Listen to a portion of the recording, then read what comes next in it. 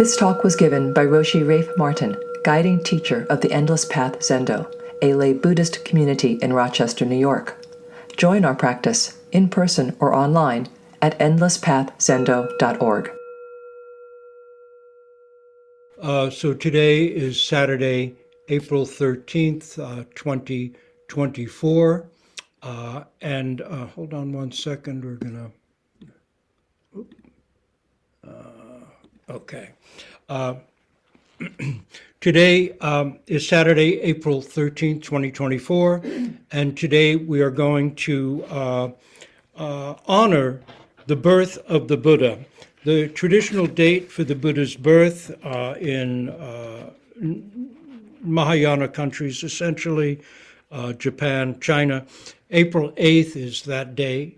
That was Monday, the date of our totality of eclipse this week. And so this is the first Saturday after that, and we will be, we have our half-day Zazenkai in honor of the Buddha's birth today at Endless Path Zendo. So a lot of us, meaning Western Buddhists, Western Zen Buddhists, in our development as Buddhists, none of us were born to it, unless we were, born into an Asian family, probably Japanese. Zen was, and the Buddhist teachings were not how we grew up. When we encountered Buddhism, the Buddha's birth, as it was presented, certainly when Rose and I were practicing at the Zen Center, as more of a kind of children's event. It was very colorful and joyous and Vesic, traditional experience, really, with costumes and plays and music and food. And I would tell Jataka tales as a character known as the Sleeping Sage. Every year there were many children. So it really became a children's event. It was beautiful and lovely. In our little Sangha at Endless Path, we really have very few people with children at this point. And so our practice looks at it from a little different perspective. Not as a children's event, but a day of deep, deep respect for the aspiration, the courage, the dedication, the scrupulous honesty and compassion of Siddhartha Gautama.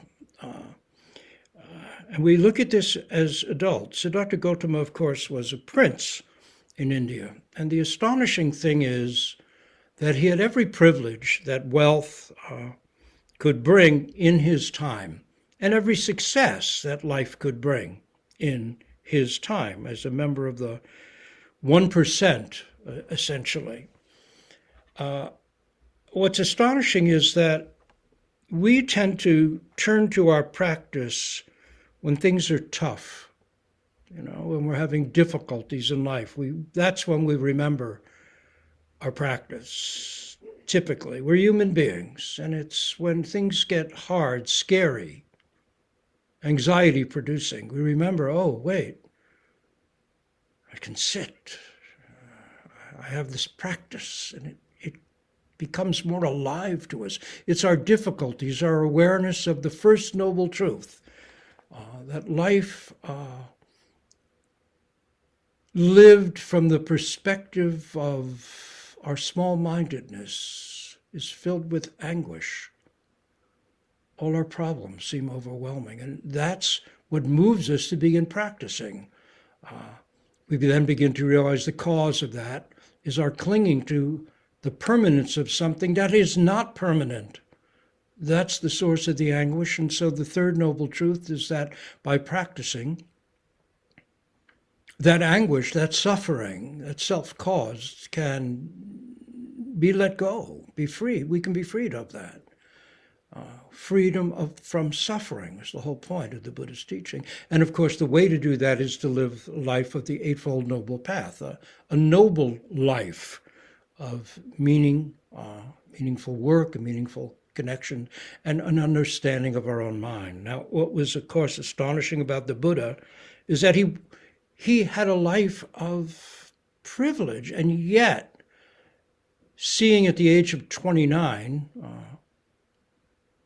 the realities of sickness, aging, death, the question of what is this? What is the meaning of this life? How do we live without terrible anxiety? How do we live with wisdom and compassion? Became such a burning question to him, even in a life of complete privilege, that he left it all and undertook very considerable hardship in order to focus completely on his practice.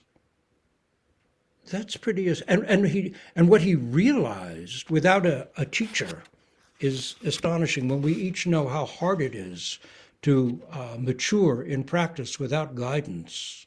We've all needed it. All the great teachers of China and Japan needed it. The Buddha was so scrupulously honest and so courageous that he just really kept going. That is astonishing when you realize the small understandings we each may have and how hard the work and the courage and the perseverance it required to begin to bring it about. So let's look at the birth of the Buddha, this really groundbreaking kind of experience that led to all the such an effect on the world's culture, especially of Asia and now in the West. So here's the story. This is kind of the traditional legend. In the city of Kapilavastu in southern Nepal, Queen Maya, wife of King Suddhodana, had a marvelous dream. In her dream, a six-tusked white elephant touched her right side with a lotus flower. And she awoke in joy, told the king. The king went to his advisors. They said that the dream meant that a child would soon be born to them. Further, if that child was kept from the painful facts of impermanence, he would rise to the position of world ruler, emperor of the world. That was his karma. But if he grasped the reality of impermanence, he would renounce all that power. He would renounce, let go of worldly life, wealth, kingship, leave home, and become a fully awakened Buddha. Buddha really it simply means awakened. Awakened. The same root as to bud in English. A being that's flowered fully. So the king was both overjoyed and troubled. He had long wanted an heir, a son, who would not just be his equal, but would surpass him and become emperor of the world, fulfilled his greatest dreams. And he was determined to protect this gifted child from all signs of impermanence. So near the end of the queen's pregnancy, she set out for the home of her parents to give birth there, which was the tradition of the time. And on the way, she stopped at the Lumbini Gardens. Rose, and others from Vermont Zen Center, Toronto, and Costa Rica were just there on their pilgrimage to Buddhist India. So you were at the Lumbini Gardens, right? Yeah. And Abby? Yes, right. Then while standing beneath an ancient sala tree and as a rain of blossoms fell upon her, she gave birth. Legend holds that at that moment, again, this is mythic language, at that moment the air filled with the scent of incense and beautiful voices began to sing in a language of delight. Emerging painlessly from his mother's right side, suppose that she was standing, holding on to a branch of the tree. You can see many images of that throughout Buddhist Asia. He emerged painlessly. The baby Buddha took, and this is, if you look on our altar, you'll see the baby Buddha there, took 7 steps, lotus flowers opening beneath his feet. Devas descending from higher realms poured heavenly ambrosia over him, washing all birth impurities away. So when in our ceremony, When we each pour tea over the baby Buddha, that's a reenactment of this mythic, legendary moment. Of course, in pouring that tea, we're also symbolically washing away our own impurities, our self-centered defilements that keep us from realizing our own nature. Raising one hand to the heavens and pointing the other down to the earth, and that's the posture you can see traditional for the baby Buddha. And of course, this is a very deep teaching. This is not just simply a children's icon.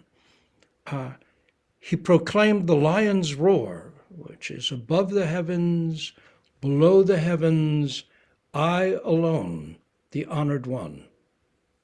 And some legends say and add, in this life, I shall be Buddha. And the mythic language continues in legends saying all suffering beings experienced at that moment freedom, joy, and peace. For a moment, prisoners, captives, and exiles found release. Hell fires ceased to burn. Hungry ghosts were satisfied. Animals were freed of fear. Warring spirits stopped battling one another, and happiness suffused all beings. However, no one was happier than Queen Maya seeing her long-awaited child at last, unless it was the newborn Buddha himself. Buddha to be, he's, as we'll see, who already looked upon each deva, person, animal, tree, flower, and stone with the eye of a mother, who regards her only child, a beloved child. So that's essentially the mythic, the legendary view of the Buddha's birth. But let's look into it from the perspective of practice. And that above the heavens, below the heavens is really the foundation of everything. It is quite a profound realization expressed there. And why is it expressed by the baby Buddha? Let's take a look. So this is the essence, and I'm reading from a Zen Life of Buddha, my book of last year, which looks at the life of the Buddha in relation to Zen practice from the perspectives of birth, leaving home, enlightenment, teaching, and death. In short, a nutshell version of our own life. So essentially, this is the legend of the Buddha's birth, and it uses the language of myth to point beyond the literal. The birth of any child, of course, is totally ordinary, and at the same time, it's a miracle. How do two cells become a living person? How do gastrula and blastula become a being with talents, interests, features, and personality? Where does a child come from? The birth of any one child is a mystery that affects us all, whether we consciously know it or not. Myth gives imaginative space to the uncanny, ordinary reality we are all actually living. It's a reminder of how strange this life really is. What a miracle it actually is. Still, babies don't talk. The baby Buddha's profound utterance cannot be taken literally. Fundamentalism's reductive literalization of myth takes us down a rigid road. So far, no Buddhist sects have sprung up arguing over what the baby Buddha said or how many steps he took. Let's hope they never do. Yet we humans have been sadly all too willing to cling to beloved untruths and make mountains of not even molehills but anthills. Zen begins with a sense that our current story might at least be, if not untrue, then inadequate. Roshi Kapleau used to say that to practice Zen, there's not much we need to believe, except that 2,500 years ago, research says maybe it might be further back than that, more like 2,800, the Buddha was neither a fool nor a liar. When upon his great enlightenment, he spontaneously explained, in other words, he himself was shocked. Wonder of wonders. All beings are Buddhas. Take that in. All beings are Buddhas. already fully endowed with wisdom and virtue. Only their self-centered, delusive thinking, that is, our self-centered preoccupation, prevents us from realizing it. That's quite a statement, given what we know about ourselves and our difficulties, our problems. To go on, we don't need to literally believe that the Buddha spoke as a newborn, or that flowers rained down from the skies, or that he took 7 steps. However, is there truth in these mythic elements nonetheless? Definitely. And while Zen practice offers us the opportunity to mature beyond beliefs and realize original nature or unconditioned mind for ourselves, the way of the Bodhisattva or wisdom being, or growing up being, must still begin with belief, with some basic faith that there is something beyond, yet not separate from the senses and intellect that can be realized. And with the belief as well that it will take work to wake to it. Let me repeat that.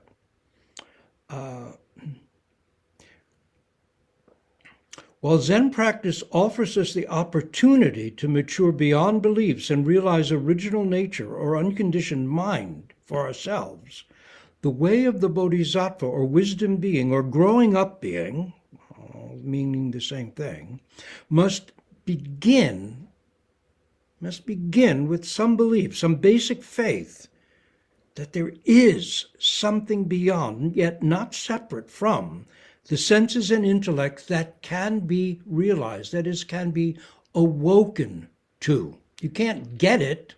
It's already who you are. This was the Buddha's basic makes it sound so simple. His fundamental realization, all beings are Buddhas. You cannot gain it. It can be awoken to, it can be realized, and it will take work.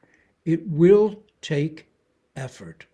That's what drove Dogen to deep practice, which is how come, if it's already my own nature, how come I've got to work so hard? And all the sages of the past sweat blood, drenched their sitting mats in tears to truly get it, not just have a glimpse, but truly get it and live from it. However, as we'll go on, while this all sounds relatively simple, hey, we're all Buddhas, all we have to do is realize it. Typically, it does not come easily. Fairy tales worldwide remind us that we may have to eat 7 iron loaves and wear out 7 pairs of iron shoes before we arrive at fulfillment. This is not simply advice for children. Persistence is the essence of the hero and heroine's journey. Persistence in Zen practice embodies our faith that the Buddha wasn't a fool or a liar when he spoke of our birthright. He wasn't talking about something unique to Buddhists. Rather, he was telling us that there is something worth realizing at the core of this very life. And while we may have each caught glimpses of it now and then in childhood or as adults, formal practice can make its more complete realization actually possible for each of us. The legendary words of the Buddha, above the heavens, below the heavens, I alone, the honored one, or I alone, the only one, can be badly misunderstood. They do not present egotism or narcissism, but actually just the opposite, absolute humility and selflessness. A note to the classic Zen text, the Blue Cliff Record says, this is from one of the Cleary brothers, the translators, an ancient said, a sage has no self, but there is nothing that is not his self or herself. A sage has no self, but there is nothing that is not his or her self. Through the baby Buddha's legendary words, original enlightenment is given voice. While legend asserts that the baby knew this truth at birth, history reminds us that that baby still had to grow up and become Prince Siddhartha Gautama, who, heart-sick over his own first-hand experience of old age, sickness, and death, had to struggle, even the Buddha had to struggle ferociously, fiercely, to finally, fully, and consciously realize what he had already understood at birth. Are we any different? There is a Jewish legend that says that every child in the womb already knows all truth, all wisdom. But at birth, an angel touches the child's upper lip with its finger, leaving that indentation beneath the nose. That's the proof that it's happened, that little indentation in the upper lip. And with that angelic touch, the child forgets it all. Then our life's work is really the work of remembering, of overcoming that angelic touch and recovering what we once already fully knew. It is the work of making innate wisdom conscious and mature. This is our life work. Whatever our careers, whatever our life situations are, this is our life work, to really truly recover our lost identity. So many stories, so much literature about lost identities. What is this lost identity, this sunken Atlantis that we're all skirting over and trying to find? All the stories and myths and legends of the world somehow return to this essential point, recovering this lost territory. It's speaking, I think, they're all speaking about our own unconscious awareness. There's so much to our nature that we just are not in touch with. Much larger sense of ourselves. Larger is inaccurate, but it'll do for now. Zen Master Ikkyu wrote, "When I tried to remember, I always forgot. Once I forgot, I never forget." When I tried to remember, all those wonderful moments of practice, if I can only cling to them and make them real. When I tried to remember, I always forgot. But once I forgot myself completely, totally. I never forget. There was nothing to remember. It's quite a statement. Ikkyu was a real talent. This is right recollection in a nutshell. With the preoccupied self forgotten, what we've been seeking is already here. We don't have to add a thing. With self-centeredness dropped away, we are home. It is a great relief. We touch base with this in tiny bits every time we sit down in Zazen. And we let our thoughts, our attachments, our clingings, whatever, for a time, we just allow them to arise and fall away, and we focus on the practice. This is a small sense, minute by minute, breath by breath, of coming home. The last lines of The Lord of the Rings, I think, touch us so deeply because they remind us of something we all know, this universal myth of this lost territory, of what it is to come home, to be whole, to be complete. So Sam Gamgee returns from seeing Frodo and Gandalf off at the Grey Havens, and Tolkien writes, "And he went on, and there was a yellow light and a fire within, and the evening meal was ready, and he was expected. And Rose drew him in and set him in his chair and put little Eleanor upon his lap. He drew a breath. 'Well, I'm back,' he said. 'I'm back. When I tried to remember, I always forgot. But once I forgot, I never forget.' The point of the journey is not to end up in some esoteric place, but to come fully home. How do we do it? Zen practice says by attending to counting this breath from 1 to 10, by becoming fully aware of the breath's exhale all the way out, by sitting completely absorbed in the koan, in the questioning or in thinking, not thinking. In the question like who, who's hearing, as an inquiry, or in thinking, not thinking, which is shikantaza. In short, by practicing is how the self is forgotten. It has nothing to do with pushing the self away or suppressing or repressing. By focusing on the practice, we allow the self to arise and fall. We see its provisional aspects, its temporary, its impermanence. And as we do this, the world of the 10,000 unique and individual things steps in, and it is as if we are born anew. This is how a Buddha is born. It didn't just happen 25 or 2,800 years ago.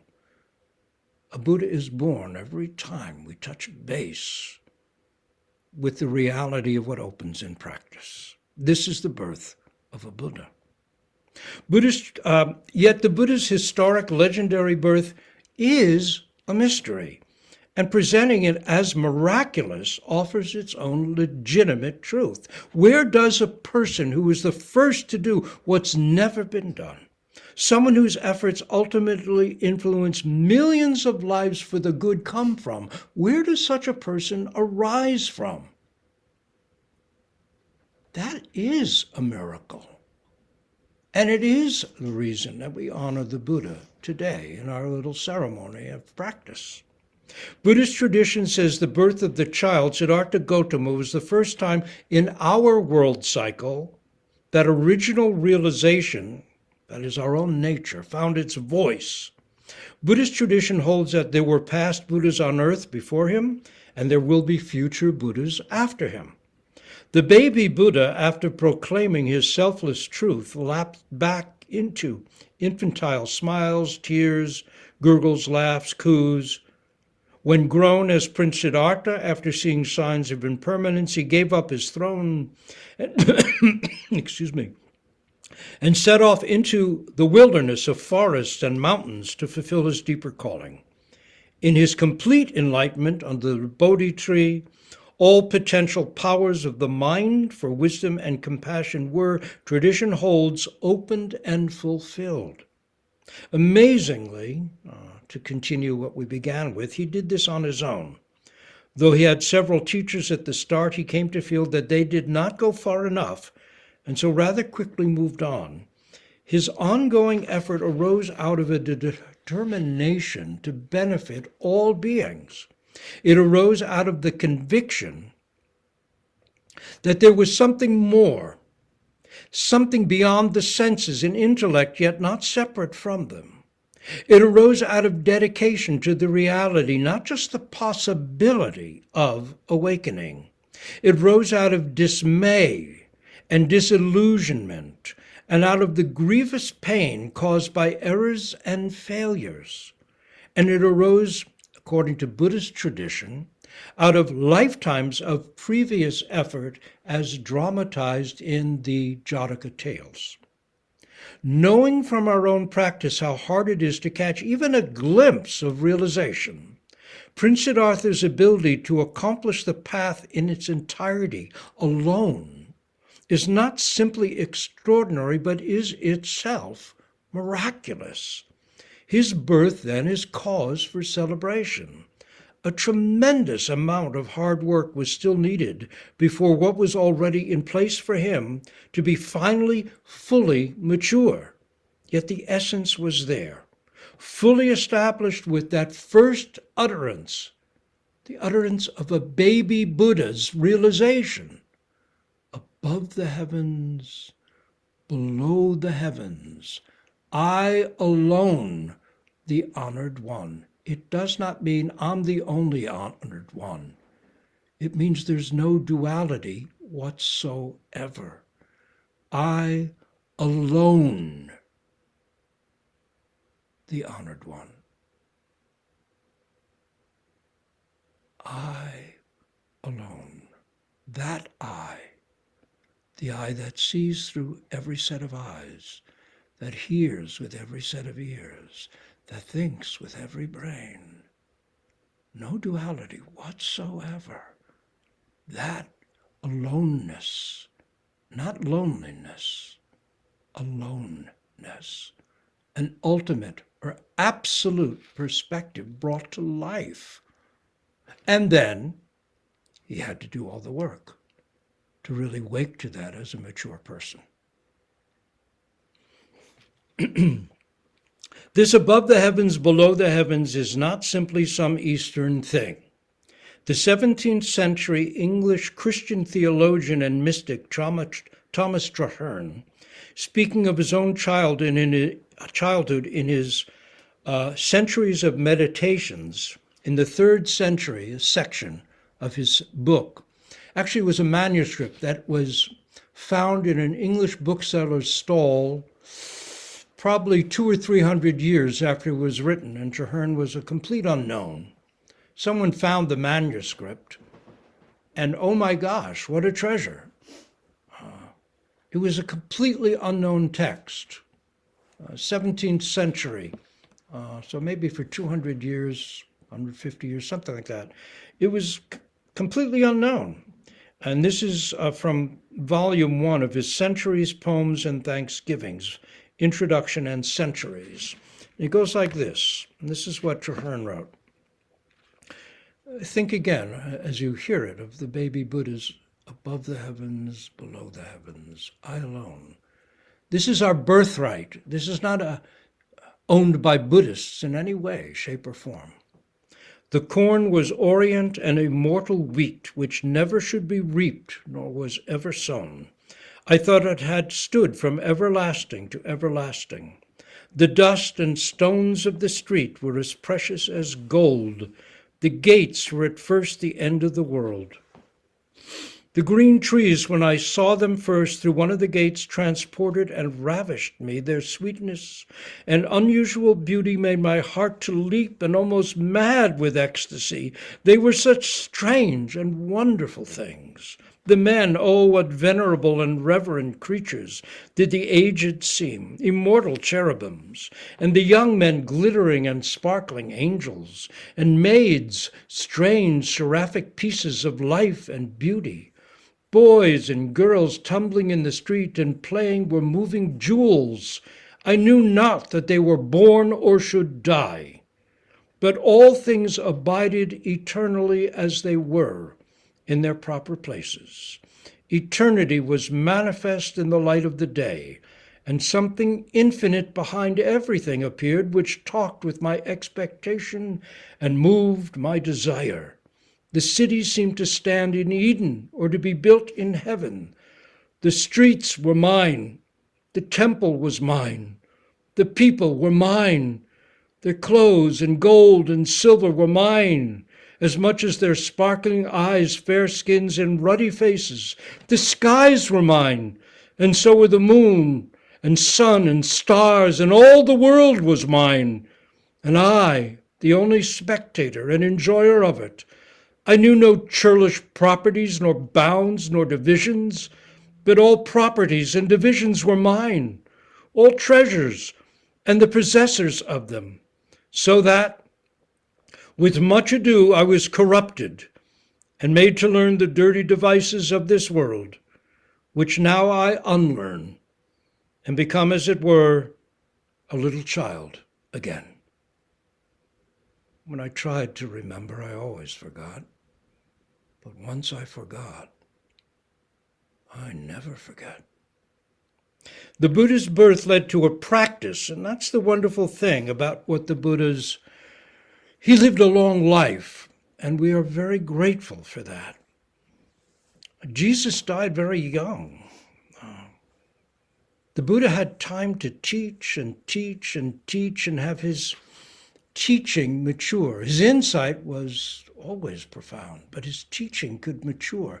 He taught a practice. He didn't just leave us a legacy of good sayings. He showed us the way. He left us a practice we can do. The Buddha's birth led to a practice by which we can confirm the reality of these stunning words that Traherne just left for us, or left for us long ago. The world was mine. The sun, moon, and stars were mine. I alone, the honored one, above the heavens, below the heavens. So each year, on or around April 8th, we take a little time out of our busy schedules to honor the birth of Shakyamuni Buddha. We're grateful for the possibilities his efforts opened to us. But before we are lost in sentimentality, there's this from Master Yun Men.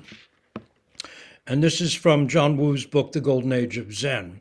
Yun Men related the legend that the Buddha, immediately after his birth, with one hand pointing to heaven and the other pointing to earth, walked around in 7 steps, looked at the 4 quarters and declared, above the heaven and below the heavens, I alone am the honored one. After relating the story, Yun Men, this is John Wu, went on, if I were a witness of this scene, I would have knocked him to death at a single stroke and given his flesh to dogs for food. This would have been some contribution to the peace and harmony of the world. So Zen enters the picture. After our lofty and wonderful journey to the heavens, I would have knocked him to death at a single stroke. That baby Buddha, that cherubic little figure with his arm raised up to heaven, his other pointed down to the earth, saying those wonderful words with the flowers raining down on him, and given his flesh to dogs for food. This would have been some contribution to the peace and harmony of the world. Roshi Kapleau loved this quote, which reminds us that we don't need fantastic legends and images, wonderful as they are, for they too can bind us and trip us up. When we throw them away, we find that the Buddha was simply a person who, deeply troubled by impermanence and deeply aspiring to be of benefit to all, put his life on the line to realize truth and open a path to it for others to follow. Yun Men, 1,500 years after the Buddha and 1,000 years before us, wanted us to be like the Buddha and awake, not remain trapped by signs and wonders. While myth suggests vast realities, the word myth itself has been popularly degraded to mean untruth, perhaps due to a half-baked understanding that myth is not literal. Of course it's not, but that doesn't mean it's false. That would be a failure to understand that, regarded properly, myth leads us to the very door that Zen practice flings wide open, even as it speaks back from the other side of that gateless gate. All our Dharma ancestors, men and women who, troubled by impermanence and injustice, had faith that there was something more, encourage us to keep going. The way extends so endlessly that even Shakyamuni, the fully realized Buddha himself, is, according to Zen Buddhist tradition, only halfway there. Yasutani Roshi presents the core of this rather dramatically in the 3 pillars of Zen, stating that we fancy ourselves to be the crown of creation, yet, from a Buddhist view, we're only halfway between an amoeba and a full Buddha. We human beings consider ourselves the crown of creation, but from a Buddhist perspective, we're actually only halfway between an amoeba and a full Buddha. These are sobering words indeed, and anyone who thinks they've gotten it and gone far enough might want to reconsider. Yun Men's response was his unique way of honoring the Buddha, his way of making sure that we would honor the Buddha with actual, ongoing practice realization, not mere belief. His words are an antidote to fundamentalism. Yet to imitate Yun Men's iconoclastic Zen will lead us astray. Using harsh words, shouts, and blows because Yunmen and others did it is not Zen, but only imitative wild fox slobber, a self-indulgent poison. In our Buddha's birth ceremony, we honor the Buddha tenderly and traditionally with respect for the mythic import of his legend. Raising a spoon of sweet tea, we will pour it over our baby Buddha, anointing and cleansing him, just like those birth-attending gods, the shining devas, did 2,500 years ago. And it has another purpose as well, as I've mentioned earlier, in washing the baby Buddha. Free of grime, we wash our own minds, free of greed, anger, and ignorance. This, too, is how a baby Buddha gets born. In 2016, my wife, it's a text. Anyway, Rose and I joined Sunyana Graf Roshi, students of the Vermont Zen Center, Casa Zen, Costa Rica, and Taigen Henderson Roshi, and members of the Toronto Zen Center on a pilgrimage to Japan. While there, we visited Ensuji, the training temple of the wonderful Zen poet and priest Ryokan. I hope you know his work. His poems are just so wonderful, really quite simple and pure and profound.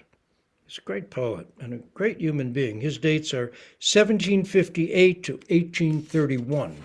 Anyway, there at Ensuji, we found a baby Buddha with one hand raised to the heavens and one pointed down to the earth on the altar. Though we saw Buddhas in Japan that were as big as houses, I mean literally, there were Buddhas as big as this house. And they were glorious, and some of them totally just the lavishness was unbelievable, and the hugeness, unbelievable. At Ryokan's little temple, training place, Ensuji, the baby Buddha there was about the same size as our little one here on our altar at Endless Path Zendo, maybe 6, 8 inches high. And it was even less impressive than ours. It was cast in dull black metal. It was humble and quite touching to see it after all the lavish Buddhist stuff we saw in Japan. It was so humble, and yet it stands out to me as one of the highlights of our pilgrimage. Practicing realization is how a Buddha is born. The story of the Buddha's birth might be based on history or not.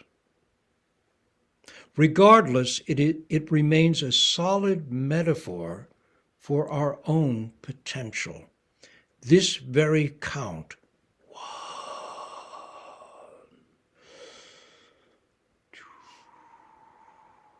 this very breath, this very koan, can be our entrance into the Lumbini Gardens, which is in reality the whole green living earth. To unpack the mythic language a bit further, we might say that whenever self-centered, delusive thinking falls away and a person awakes, even to a slight degree, to the selfless reality of above the heavens, below the heavens, a Buddha is born. The sweet little figures of the baby Buddha then are not simply sentimental mementos capable of rousing tender devotion. They also offer a highly concentrated image of actual practice realization. With awakening, a Buddha is born. In addition to pointing back into legend and history, they then simultaneously touch base with the full potential we each have in this very moment. Baby Buddhas, awake, rejoice. A final note, a word of caution. There are people who think they have something, that koan practice is simply a reaffirming of what they have. But that's not it at all. What is it? Please find out. This is how a baby Buddha awakes. It's a continuous process going on and on. we'll stop here. We will hold off reciting our great vows for we'll sit for another round of Zazen after the Teisho, and then we will have our ceremony honoring the Buddha's birth, in which everyone who's here present will participate. Rose will give us instructions on that. Everyone at home, please, you can, of course, join in, only you won't be pouring tea on the baby Buddha literally here, but symbolically, you will be present. So I'll stop now, and we will reset up the Zendo for Kinhin, and then we will sit for one more round in preparation for our ceremony honoring the Buddha's birth 2,600 or so years ago.